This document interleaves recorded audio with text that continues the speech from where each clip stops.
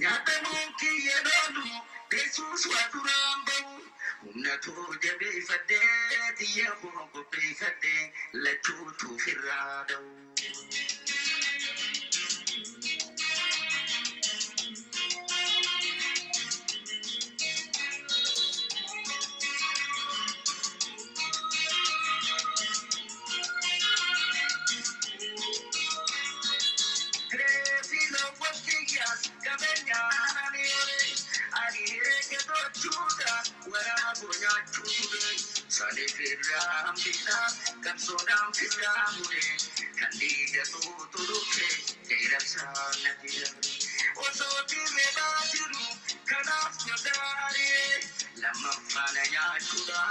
Bravo la fate, taranco gese.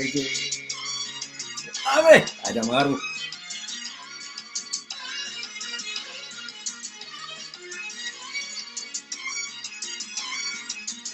Share gora jolle oromo.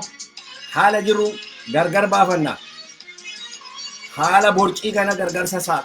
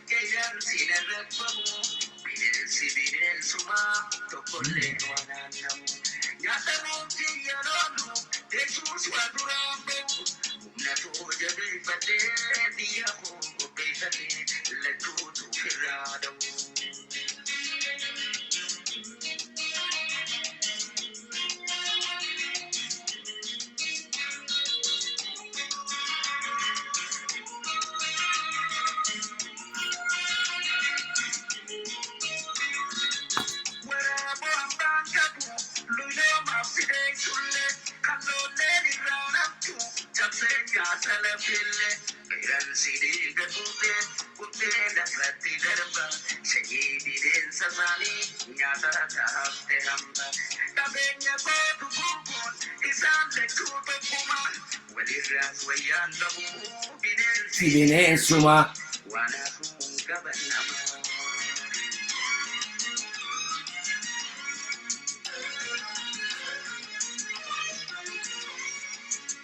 Geri jirra be. Share god.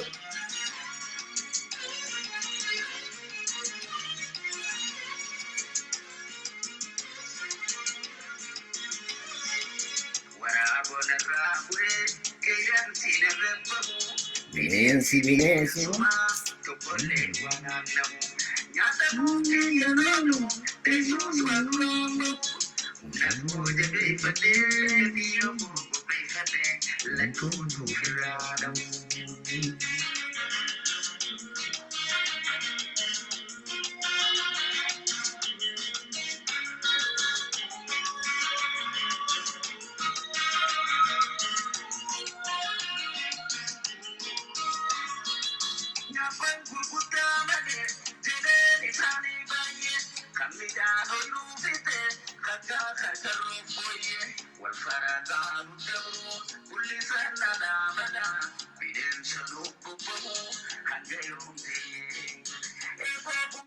Galata guddaa qabdu warri dhuftanii galatooma haasaa koon itti fufa.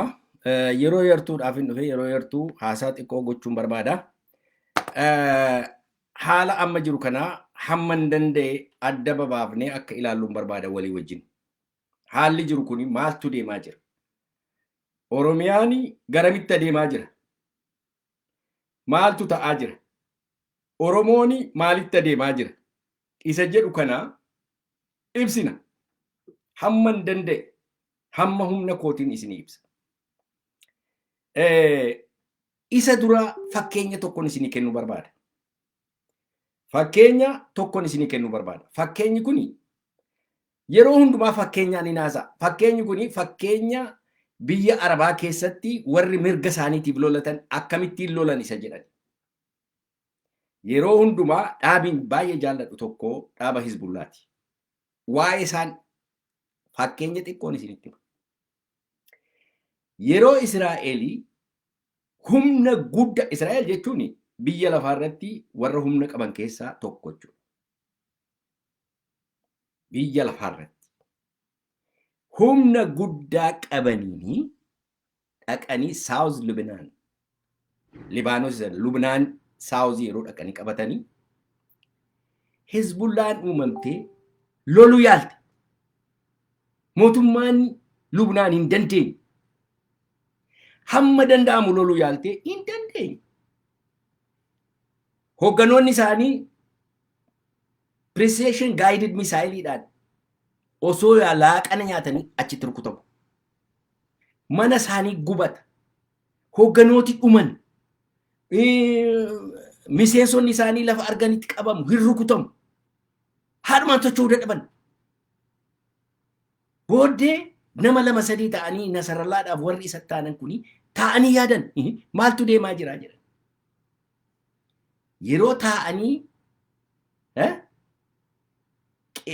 qeequuf qeeqa fudhachuutti ka'anii akka jirutti hoogganni basaasaa fi goobanootaa fi gantootaan guutameera.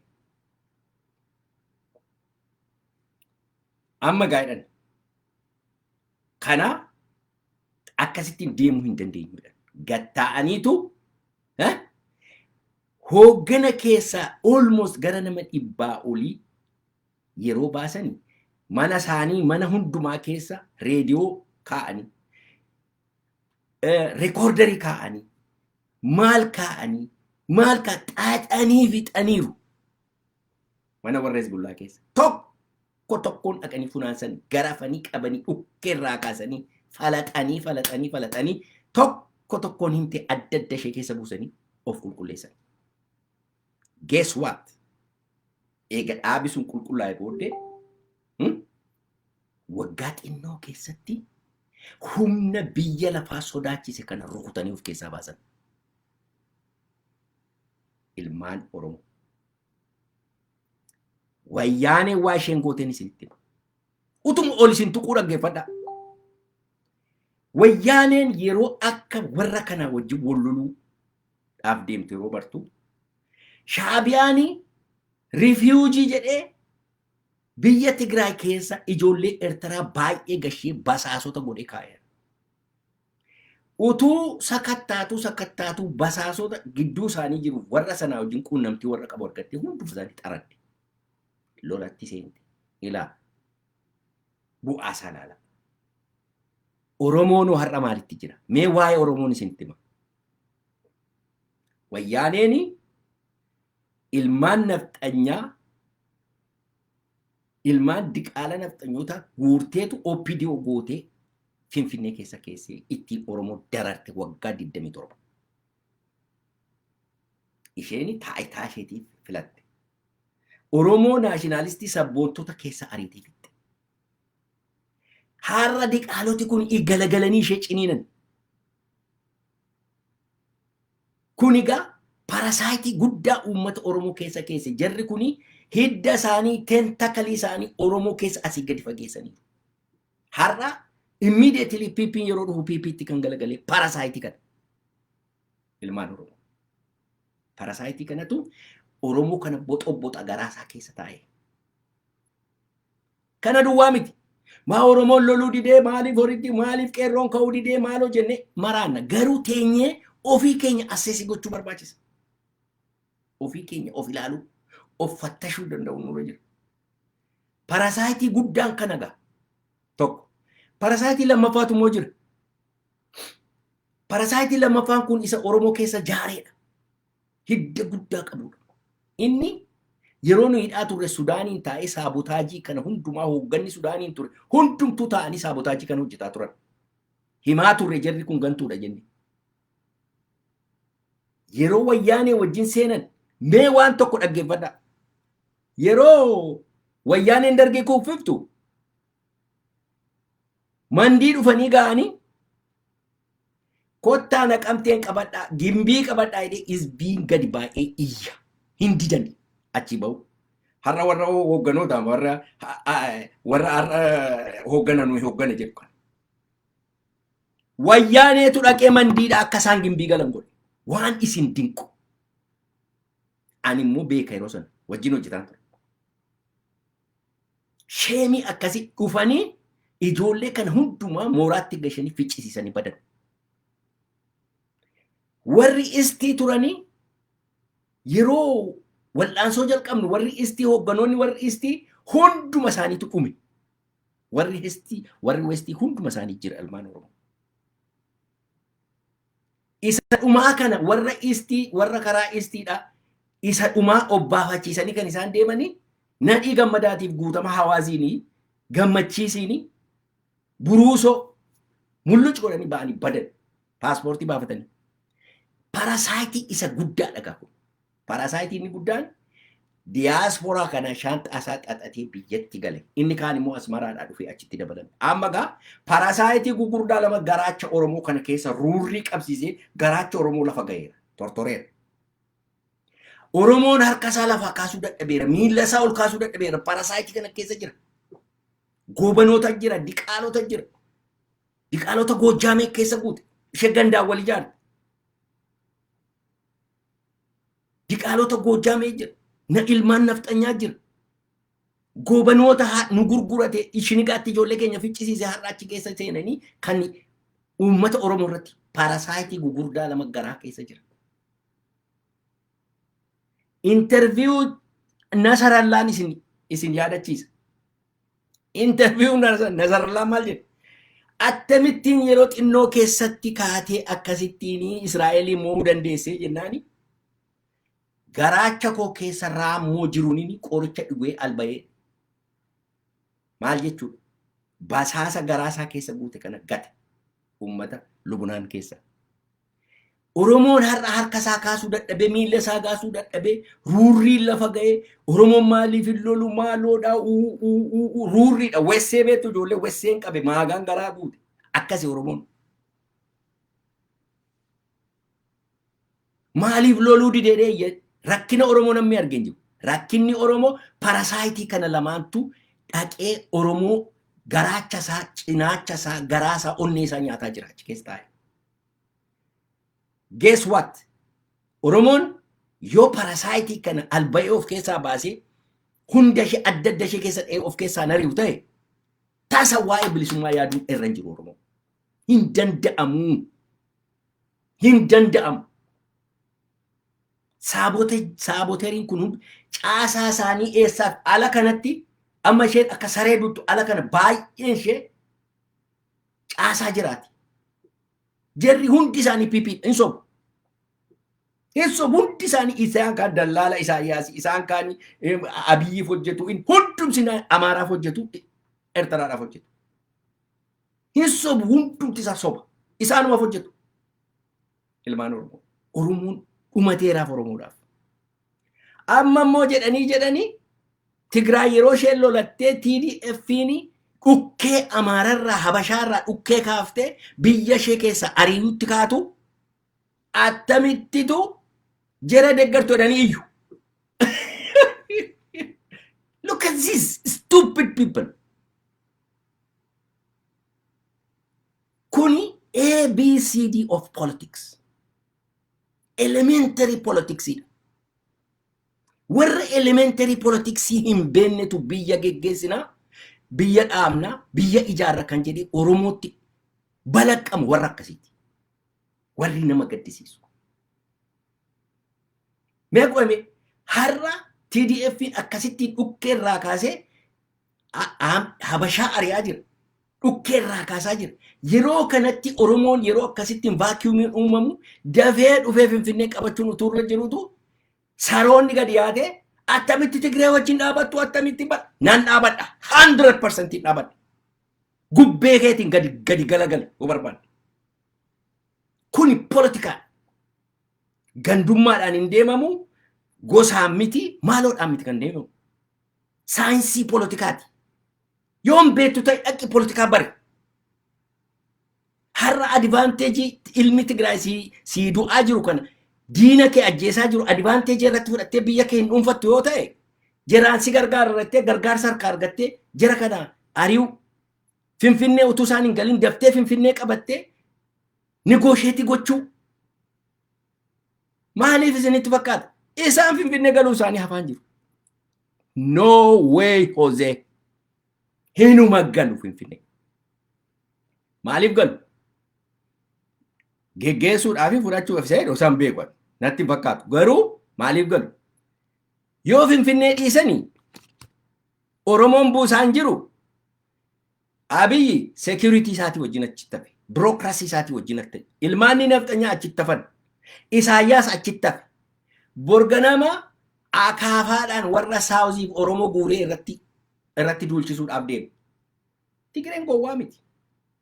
Ati jaallatte jibbite Tigireen hinuma galtee dhukkeerraa gaaftee ilmaan nafxanyaa mana isheetti gashiti. Ilmaan nafxanyaa Finfinnee dhuftee Abiyyiin ariiti biirokraasii isaanii rukutti hin ariiti jaallattes jibbites riyaaliitiidha kun. Yeroo kun ta'utti Oromoon advaanteejii fudhachuun irra hin jiru. Maal donqoorummaan amma kana ga'u? Warra achi taa'anii didhanii daldaltoota Isaayyaas Diqaalaa Goojjaamee warra waa takka harka lafa jalaatiin PP wajjin Amaaraa wajjin hojjechuu barbaadduudha warri kana jettu. Hundumti ishee PPdha warri namni Tigiree har'a Tigiree dura dhaabbatu PPdha 100%. 100%. Either unknowingly utuu hin beekin maayyimummaadhaani or utuu beeku. PPdha hundi isaanii warri kana jedhan. Tigireen biyya Oromoo moo jedheera hin jedhu. Never.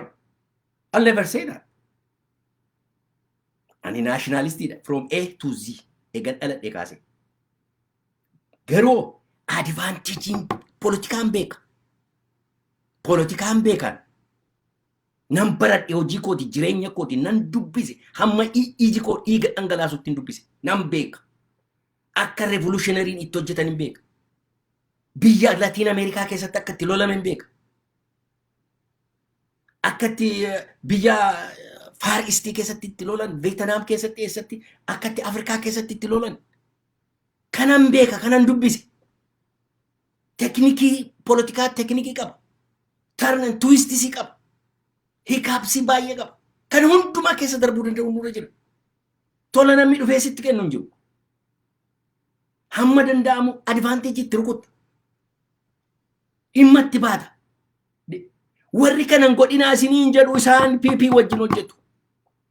Warri kanan godhinaa isiniin jedhu Isaayyaasii wajjin hojjetu. Har'a Isaayyaas Afawarqii wattaaddara Isaayyaas Afawarqii najjoo mana hidhaa eegaa jira.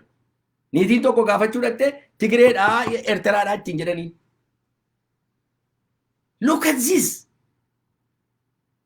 Look at this. Banneerra bara. Banneerra ilmaan Oromoo. Addana teesse Tigiree wajjin. Waaqayyo Oromoo maalumaaf doomsee laata? Maalumaaf akkas nu godhee laata? Maaliif addunyaan kun nutti joora? Maaliifitu advaanteejii rukutuu dadhabna nu? Maaliif advaanteejii fudhachuu dadhabna? Qawweenaa kenni sin gargaaraa maaliif ittiin hin jennu? Atachiin naa rukuta asiin si rukutaa maaliif hin jennu? Tigireeni humna Oromoo already agarte. Kanaan dura Oromoon hooy jedhee harka duwwaa akka inni baasee agarte. Dhuguma dhuftee Oromoo bituu barbaaddi? I doubt. Waan akkasii hin jiru. Garuu Habashaa yeroo isheen rukuttu akkamittiin bira dhaabannu? Look at you. Yeroo isheen Habashaa rukuttu akkamitti bira dhaabannu? Kana gochuudhaaf maal nu barbaachisa? Har'a Oromoon akka jirutti parasaayitii garaasaa kana keessa lixu qoricha dhugee alba'uutu irra jira. Diinota achi keessatti wal geessee jirtu Finfinnee keessatti wal geessaa jirtu kana goobanoota kan dura diina bira tuun naqin jara kana ofirraa ari'uu qabna nu. Jara kana ofirraa ari'uu qabna. Jara kana irratti dammaquu qabna. PP jettu maala jettu hooggana Oromoo hundi ishee Abiy jala jirti. Isaayyaas jala jirti. Hundi ishee hin sobu. Namni Oromoof dubbatu biyya sana keessa hin jiru. Waboo ishee lagaa carcar jettu duwwaa. Kanu ishee iyyuu joonjessaa jiru karaa itti himanii itti dhaamanii achi barbaarii hidda isaanii itti hidhatanii sammuu ishee galagalchaa jiru. Uummanni Oromoo ka'ee warra kanaan afaan keessan qabadhaa jedhee eeboo itti darbachuu qaba. Jara kanatti. Parasaayitii lamaan kan diyaasporaadha goobana diyaasporaa galee fi biyya keessa diqaalota warra biyya keessa turte kanarraa of eeggachuu qaba uummanni Oromoo. Warra kanatu Amaaraaf Habashaadhaaf nu jilbeenfachiisuudhaaf deemaa jira. Warra kanatu poolisii uummata Oromoo rikruutii godhee biyyatti ergee ficcisiisuudhaaf jedhaa jira. Namni tokko Tigree duran dhaabadha yeroo jiru maal jechuudha? Sappoortiin godha Amaaraan sappoortii godhaa jechuudha. No middle way hin sobin. Hin sobin hin sobda. Tigree duran dhaabadha jechuun Amaaraan sappoortii godhaa jechuudha. No middle way hin sob. Yeroo lolli akkasii biyya tokko keessatti adeemu yeroo du'aaf jireenya gidduutti wixxifataa jirtu Habashaanii isheen waan qabdu wallaaltee yeroo isheen wixxifattutti bukkee dhaabatanii akka saree isa janna isa lolaa dhufutti dutu jechuun isaanii wajjin dhaabachuu jechuudha. Wanti isin dinqu wayyaanee kanaan dhaabuu hin dandeessan. Inumayyuu advaanteejii itti fudhachuu caala. Wayyaanee akkasitti dhaabuun hin danda'amu. Wayyaanee nama dhufu jaallattanis maaliif ariyaa dhufu?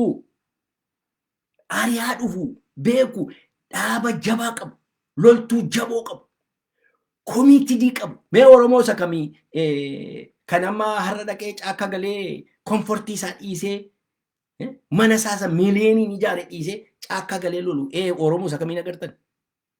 Hundi ishee Amaara jala dhaqee miila Amaaraa arraabdeetu firfaarii beeta mangistii jalaa funaanaa jirti.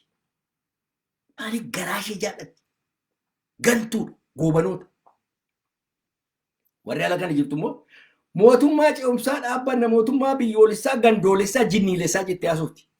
Tokkotu addanarratti ba'ee harka 70 dhibba keessaa 70 caasaa diriirfanneerraa jedhe. Nanna'e gaaffii gaafachuuf yaaleennaan gaaffii na dhoowwatan.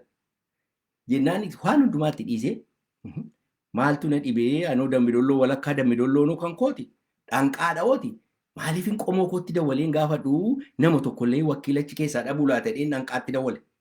Dambidolloo dhageessaniitu waan kana laakki gurra keenya waan warra laqaatti dawalee gurra keenyaan hin dhageenyeedhan. Warra gidaamiin gaafadhe karaa namaa ijoollechi hojjettu jiru. Laakki wanta akkasii hin dhageenye. Beegii gaafanne hin jiru. Mandiif najjoo hin jiru waan namni dhaga hin jiru. Isa kamiin dhaabde mootummaa isa kamiin dhaabbatte ree? 360 qaba jette maa soobda maa uummata Oromoo awwanaa baddu. PPdhaaf hojjetaa jirtu bar uummata Oromoo paasifaayii gochaa jirtu. Uummati Oromoo konsentireetii akkan goone yeroo hundumaa uummata Oromoo joonjessitu. Yoom dhaabdu kana isin? Yoomi kan isin dhaabdan? Eessatti dhaab? Allafin hin gaafatin hin jiru. Gandaan wal ijaartee gooxiidha wal ijaarteetu tokko gadi bayeetu nama 360 caffee keessaa itti organaayizii waaqayyoon namatti bu'uura jedhama. Balaadhuma agarree bar jira kana. Yoomuma nu dhiisuu hin jedhaman.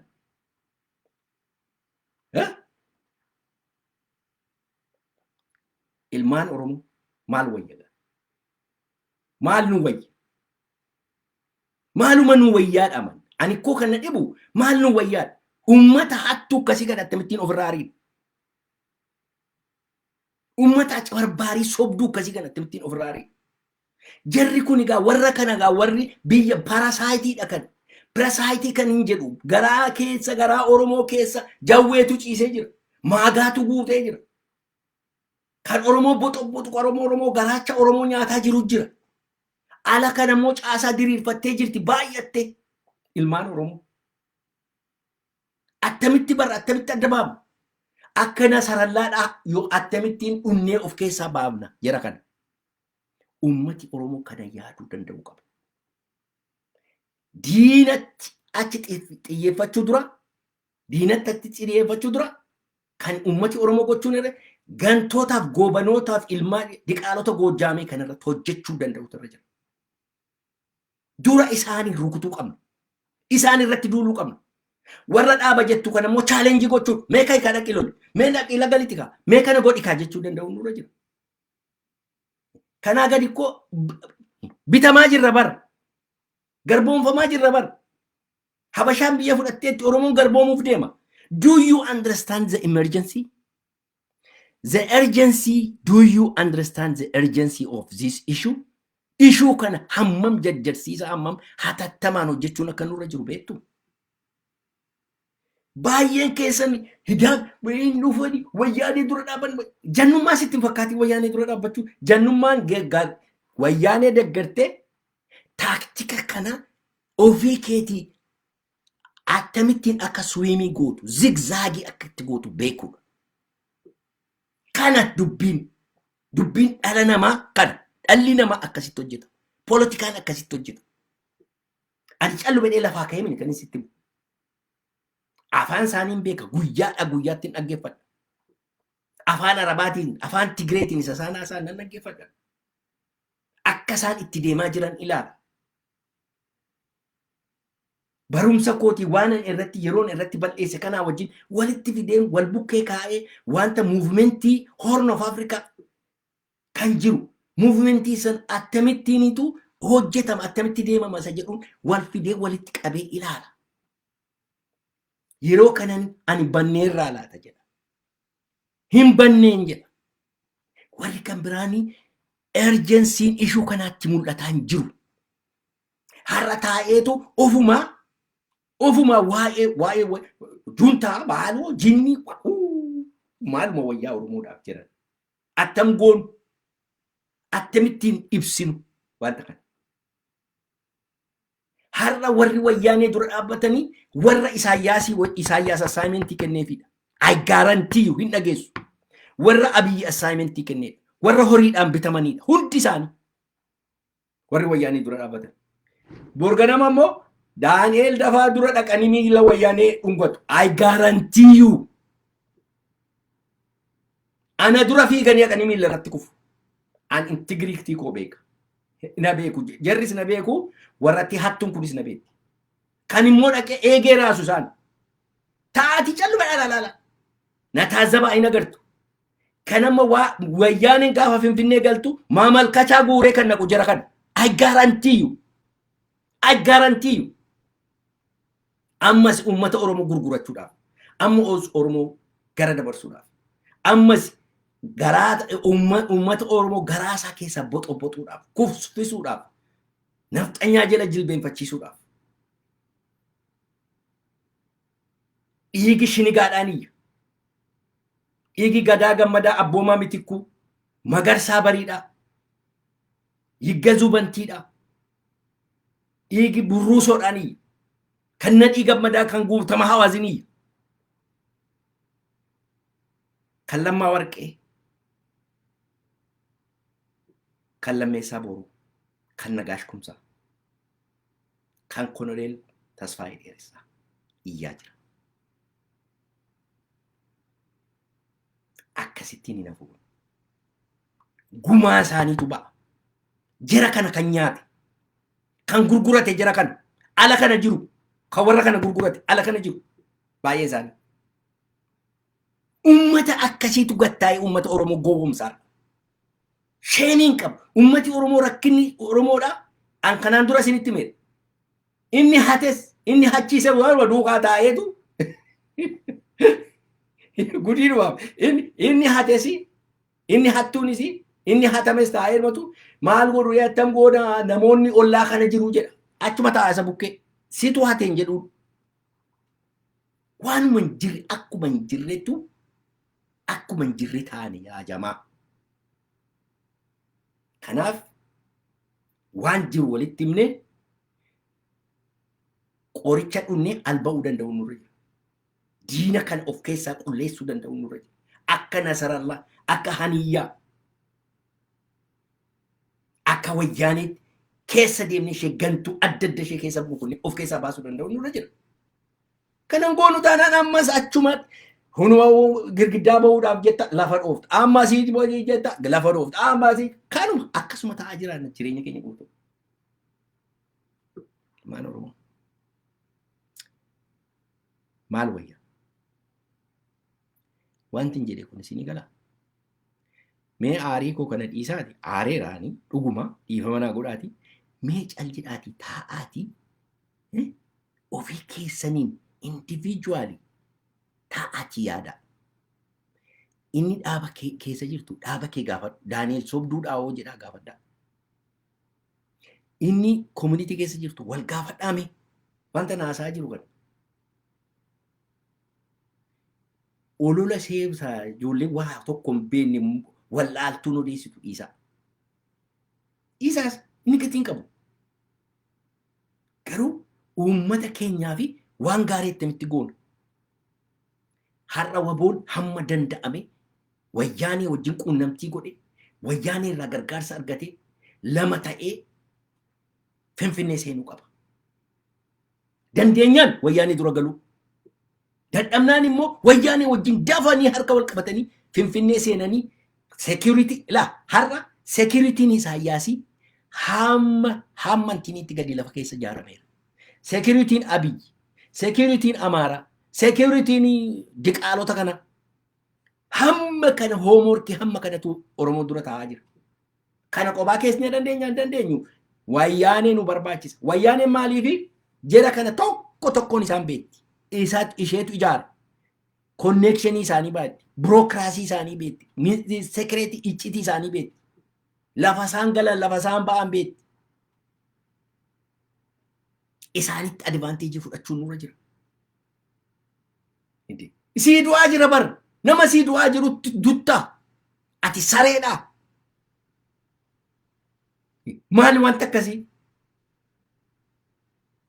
Kanaafi warra nafxanyaa mootummaa nafxanyaa ijaaruudhaaf mootummaan nafxanyaa akka inni hin kufne warra yaalaa jirantu wayyaanee dura dhaabbata. Dhibbatti.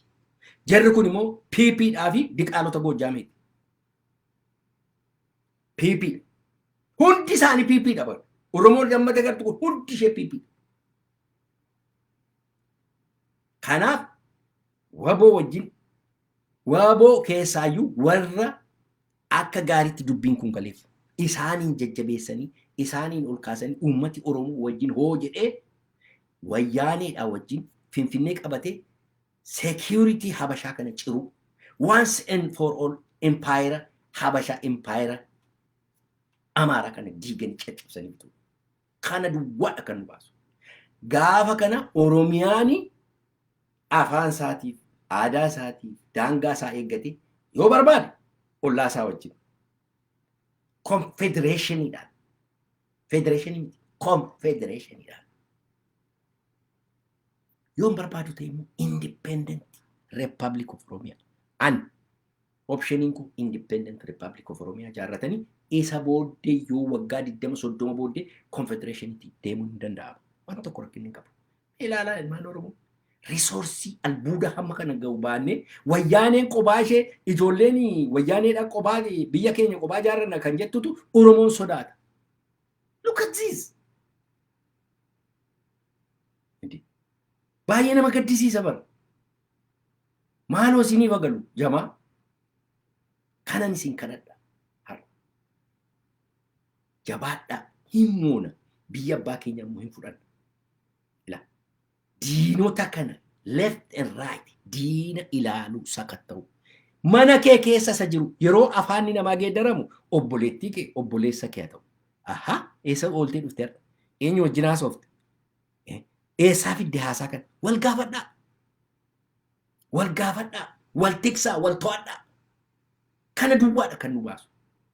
Jabaadhaa hin moona waaqoo isinii wajjin ta'u. Yeroo kan biraa immoo walitti deebina. Nagaadhaan.